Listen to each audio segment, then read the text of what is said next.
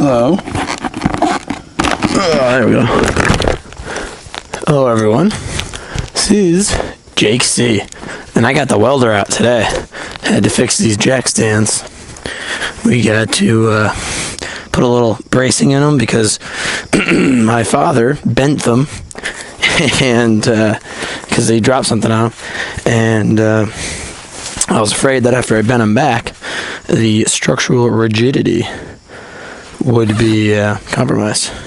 So I fixed them with a little bit of welding. Welded a little steel plate on it. It's about 3 times as thick as the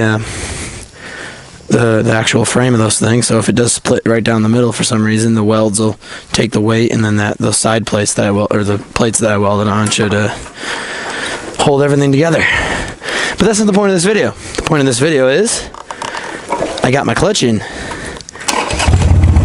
and I can actually roll my bike backward while in first gear. Whereas before, my clutch was hanging so bad I couldn't even do that. And my clutch lets out at the proper area. Alright, so as you've all seen, I have made my share of videos on the whole clutch process. But as any good human being should just wonder, or not good human being, but like interested motorcyclist should wonder, what did all that jabber that I was talking about actually translate to in the real world? So here's what I got. I have the Barnett, just to recap, I have the Barnett carbon fiber extra plate clutch kit, which gets rid of the spring plate that I showed in the video and gives you 12% more surface area on your clutch. In theory, the bike could then handle 12% at least more power or more. I also have a Energy One Made in USA diaphragm spring, which is 15% stronger than stock. So that means that the whole clutch is being clamped 15% stronger. So what's happening is you have more surface area and it's being clamped together with more pressure. So there's actually an exponential increase there. There's not a 15% plus 12% increase. It's exponential because you're clamping it harder and you have more surface area. So this bike can basically handle, from my research, about 120 horsepower and 120 torque at the crank, which would translate to about a little over 100 at the rear wheels, generally speaking, with your acceptable power losses, maybe up to like 110 if you had a really efficient bike.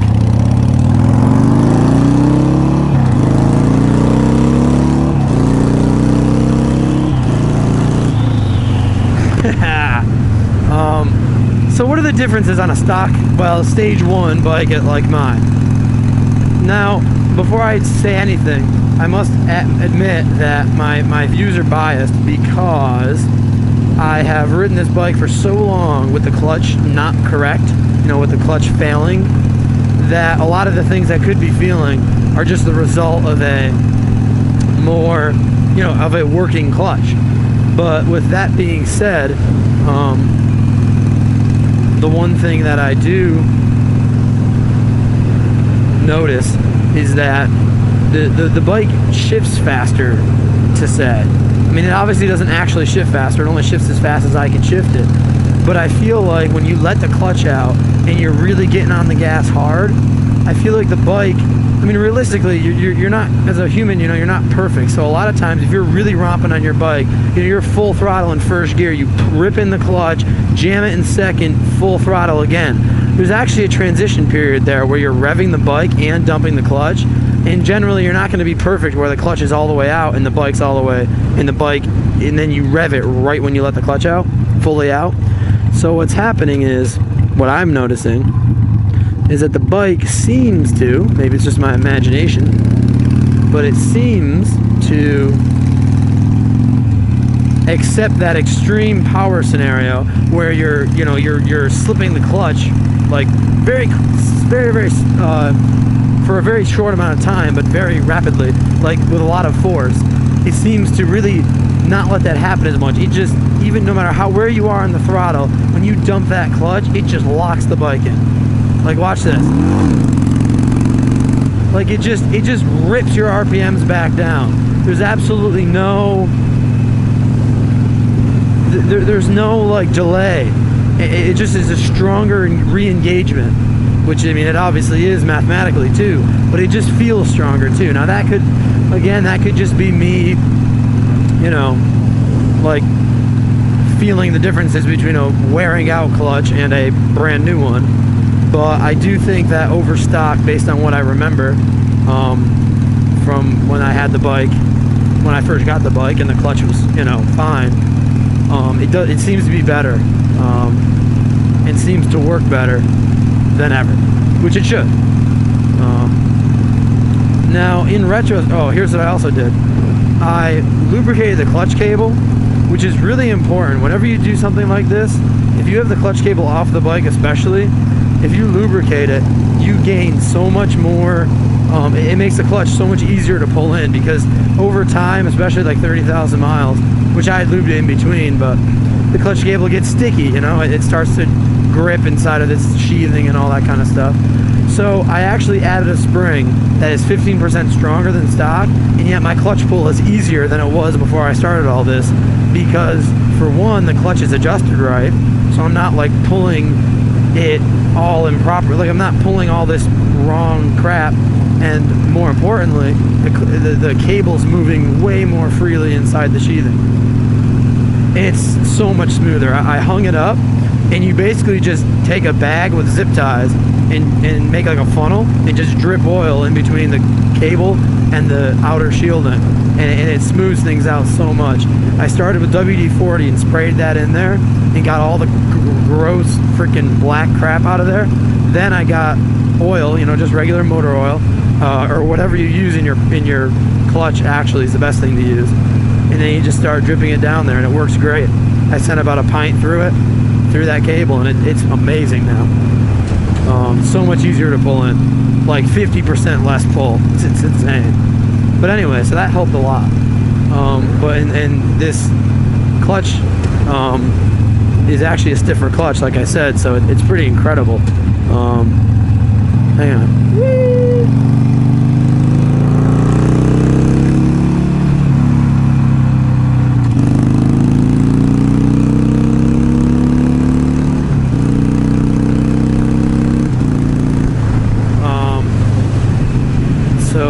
Yeah, it's a lot better. If nothing else, it doesn't, you know, it's not slipping anymore, it's not dragging, so it's working fine. Even if I'm just crazy and it's really not that much better than stock, I at least know that it's working as well as stock, from the sense that, I mean, the bike's fine, it can go full throttle and nothing slips and all that kind of stuff. But really, and the other thing I noticed is on when you're downshifting,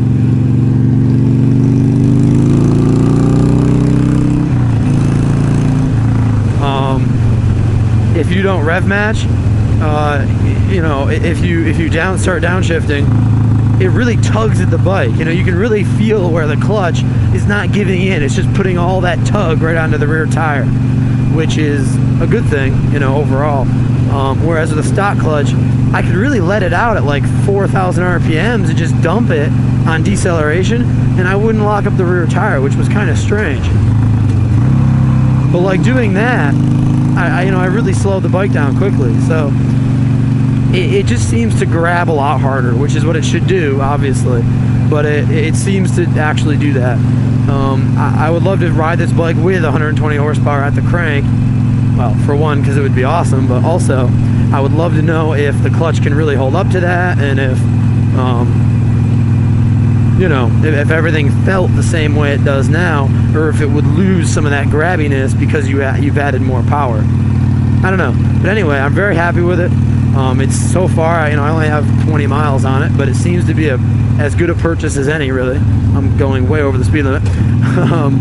It seems to be as good a purchase as any, and it obviously solved the problem that I had anyway. But yeah, I really like it. It's a nice upgrade too from stock as far as I'm concerned. And one of the things I've noticed is my stock clutch was getting so bad that when I would shift from, when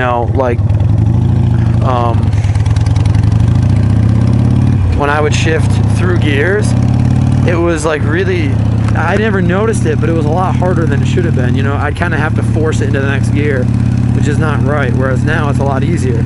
So I think there was a bit of a side effect there that I didn't notice. When things happen gradually, sometimes you don't notice them, Sometimes things happen so gradually that you just kind of accept it as reality. And then when you do finally fix it, because something breaks, generally, you're like, holy crap, wow, this is like way better. So that's kind of what's happened to me, I feel like. But overall, yeah, very happy. And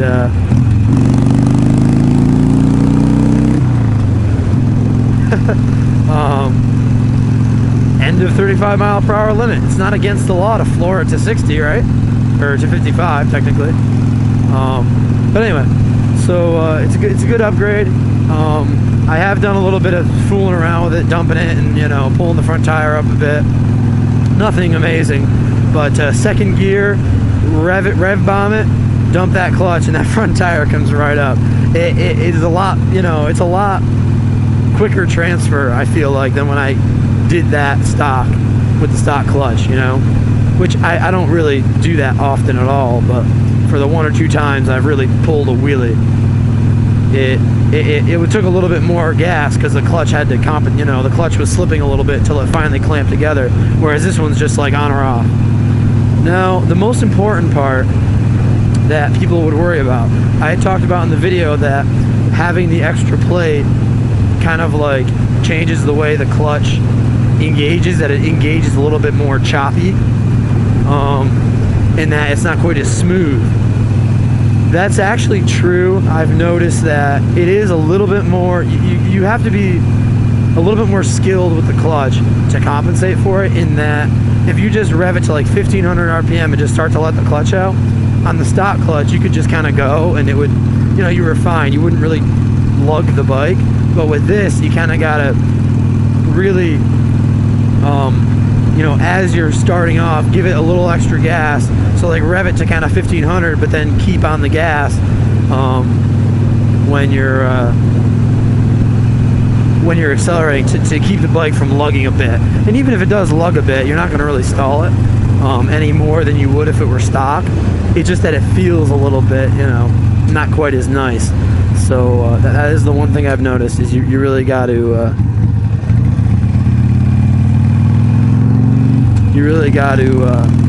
do that. Like I'll stop here and show you kind of what I mean. So like I'm just in the middle of the road here. So like when I'm letting out the clutch, I go to like 1500, and as I start to let it out, I got to give it a little bit more gas. That was a little higher than 1500. It's kind of hard to narrate and let the clutch out exactly at 1 RPM, but you kind of gotta, like, you always do that.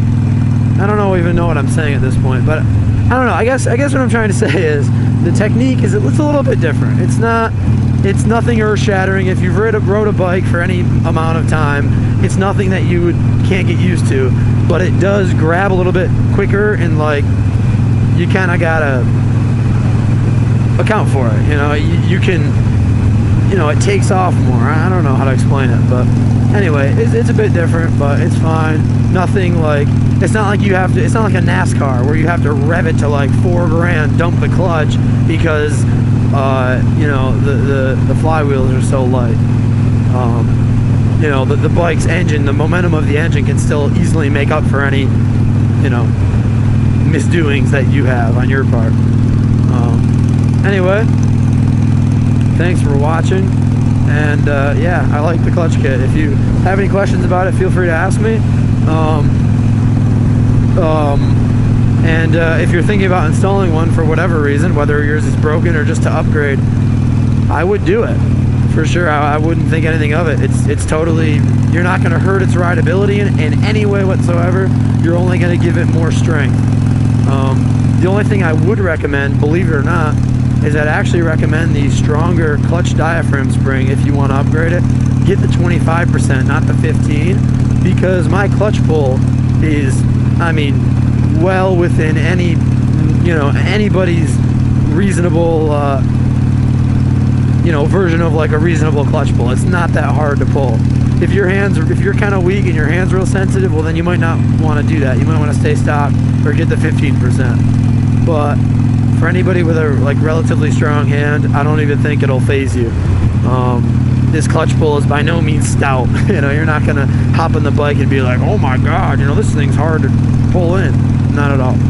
So anyway, ride safe, guys. Thanks for watching. Sorry I babbled on a little bit. I might have to edit this one. Peace. Hello YouTube viewers. I've gotten the clutch in. I've ridden around for some miles now, and I'd like to explain to you the pros and cons, and well, there's really not many cons at all, but just the pros of it basically, and what I think of it. So first off, rideability. Let me put it this way. If I didn't tell you I did anything to the clutch, hang on. Nice. If I didn't tell you I didn't do anything to the clutch, or if I didn't tell you I did something to the clutch, you probably would never know. It's the changes are subtle from stock, in a good way. So the only thing that's really different is I have the 15% stronger diaphragm spring, which basically, when you pull in the clutch, you're pulling in the diaphragm spring, so it makes your clutch pull harder, but it also clamps down on the clutch with more force, 15% more force. So I can attest to the fact that because I lubricated my clutch cable before reinstalling it, my clutch pull is actually easier than it was with the stock spring before I broke everything. So yeah, I mean 15% clutch diaphragm spring, I wouldn't even think anything of it. Go right ahead and buy it. You're not gonna hurt your hand at all, in my opinion, but you will increase the strength of the clutch quite a bit. So I think it's worth the purchase if you're going to be in the clutch anyway. If you're never going to modify your bike, well, I don't know, maybe you don't want to do it then. I mean, that's understandable to say the least. But if you ever even remotely have the plans, it's kind of good future proofing, because with the 12% with the 12% kit, with the 12% more friction surface area on the clutch plate kit, the 15% more clamping force exponentially increases the strength of the clutch, because you have more surface area being clamped together with more force. So you don't increase your percentages by 15 plus 12. You actually increase it by something more in the range of 15 times 12% or something. I don't know, whatever. But my point is it's an exponential thing, not a linear gain, which is awesome. Whenever you can get an exponential gain on something like that, well, hell yeah, go for it. So anyway, yeah, it's a good deal. As for the spring plate, like I talked about in my other video, that is made to, apparently from what I've researched online, it's kind of made to like make the clutch a little bit easier to let out. As far as it's the friction zone, it's supposed to make the friction zone bigger so that your clutch doesn't grab as like in such a short range. So now maybe it's just anecdotal, but I have noticed that to be the case. I would say that the clutch does engage a bit more quickly, as far as like once you hit the friction zone, you're out of it more quickly, in my opinion. I can't really prove that with any scientific evidence, but it does feel like that. That might just be me, the placebo effect type of deal, but it does feel like that. But overall, I mean, rideability wise, if you've been riding a bike even for a month, I mean, putting this clutch on is not going to make it any harder whatsoever for you to pull in the clutch. I wouldn't even remotely hesitate to tell even a newer rider, yeah, buy this clutch plate kit if their clutch blew up, because pull wise and skill wise, it's not that much harder. I would say it takes maybe 5% more skill to let the clutch out from a dead stop, and then once you're riding, it doesn't even matter. So it's nothing to even worry about, really. As for the performance of it, well, that's again, I have to admit,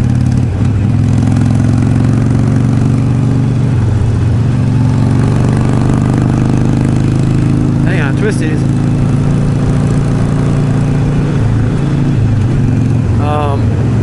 More twisties. I gotta be careful because at dusk like this, there could be deer.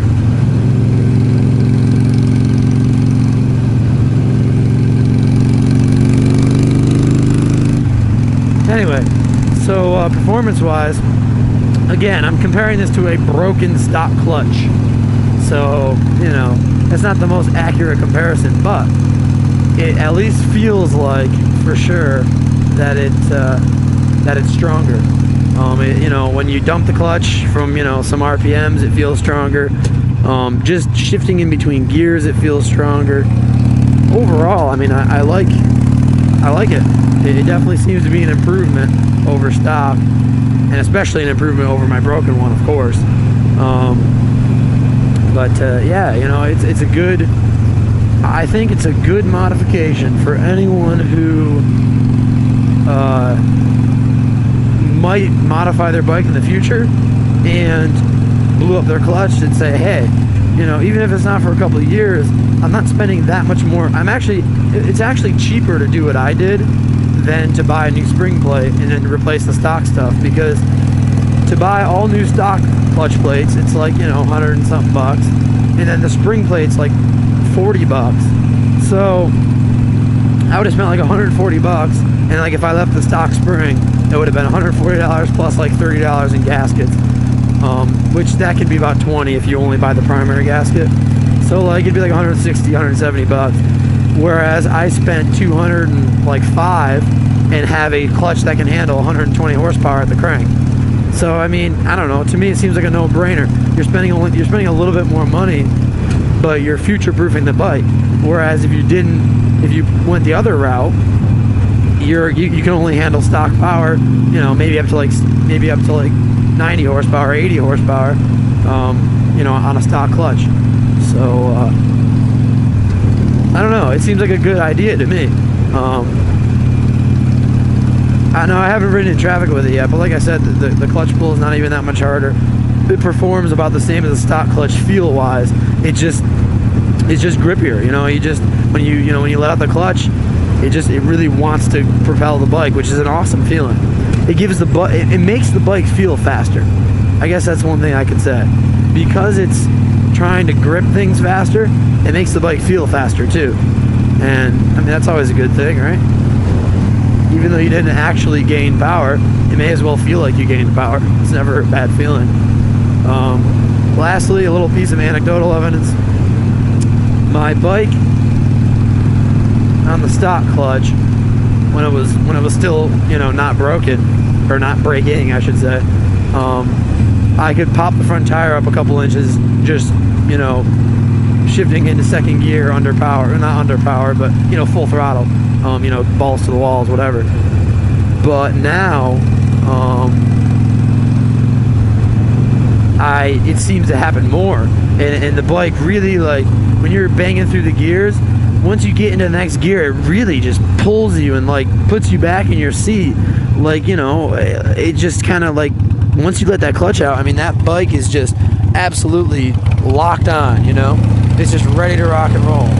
So I really do think that the clutch plates do, you know, give you a 1/10 of a second increase in speed or whatever, but it just makes the feel better. You know, like just the bike's more sure-footed going into that next gear. It just wants to shoot out, you know. And it's nice. It really feels good. I like the clutch, and I think I've babbled on enough about this. So if you have any questions about it, let me know, or anything for that matter, obviously. And I hope we don't have to go on any more mechanical adventures together, because mechanical adventures are no fun when it means that I can't ride my bike. But if it's something that I'm just modifying and I still can ride my bike, well, then I'd be happy to go through another mechanical adventure with you. So, peace out, ride safe, and thank you for watching my video. Goodbye.